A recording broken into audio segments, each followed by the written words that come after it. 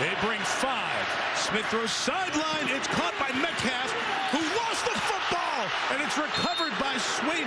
Inbounds with the clock running and no timeouts. And they scramble to kill it. Down to 3 and 2. They line up with 1. The clock in the stadium goes to triple zeros. I thought it was down with 1 second. The previous play of a completed pass is under review. Whoa. Well, you've got that on the sideline. There are a whole bunch of things here. First, there's a fumble with a running clock in the last 2 minutes. Who recovers it in terms of advancing it? The ball didn't advance forward.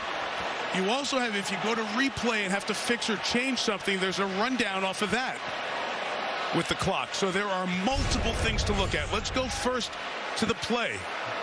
I didn't even. He's got it. It's absolutely a catch.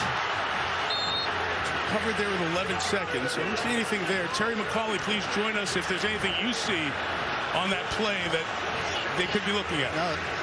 No, Mike, that's clearly a catch fumble. I mean, he ran upfield several yards. I tell you, give credit to Freddie Swain for understanding, not just getting the recovery, but sprinting that ball back in and getting those guys lined up again. Watch Metcalf's feet on the sideline here. Absolutely a catch, and then a punch out by Pierre. But now, I don't know how long we can stay with this, but for Swain, if he sits there 1 second longer, it's dead. He's going to get up and sprint this ball back when he sees that official winding his arm. And that's what I saw, too. One second. Now, a couple things. First of all, did you see Russell Wilson come on the edge of the field there and yell at Swain to get up and throw the ball back in?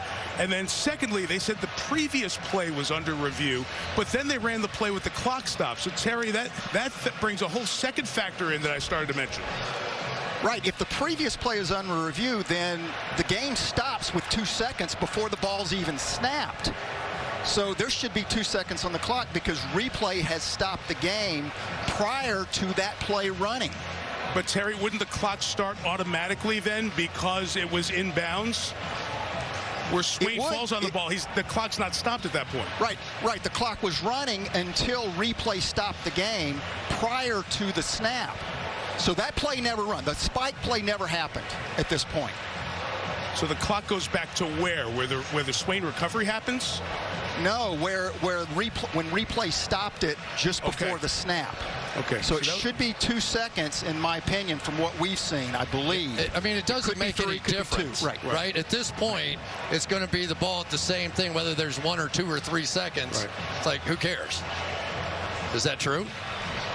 Yes. The difference is now the clock is going to start, assuming they don't make any change to the ruling on the field, the clock's going to start on the referee's ready for play, on his signal.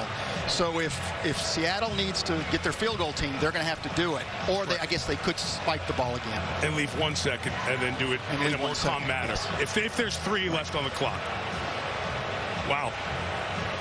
So Seattle has a sense of that, Terry, and they've already run Geno Smith out to snap the ball and spike it. Sean Smith, the referee, is just going to make the announcement. The ruling on the field of a completed pass stands. When we stopped the game, there was 3 seconds on the clock. Therefore, the game will start with 3 seconds. And it's significant because now you can have a relaxed effort at the field goal instead of the referee blowing the whistle, and you got to snap it right away. And the Pittsburgh fans are upset because they saw 000 on the stadium clock, and they thought the game was over. So they're thinking the review is to go to 000. And Mike Tomlin disagrees. I think he's red hot that they asked for that stoppage when it really wasn't close, and is allowing them to do this now with 3 seconds, which they couldn't have done with 1 second. Geno Smith is waiting. As soon as Sean Smith blows the ready for play, the game clock will start.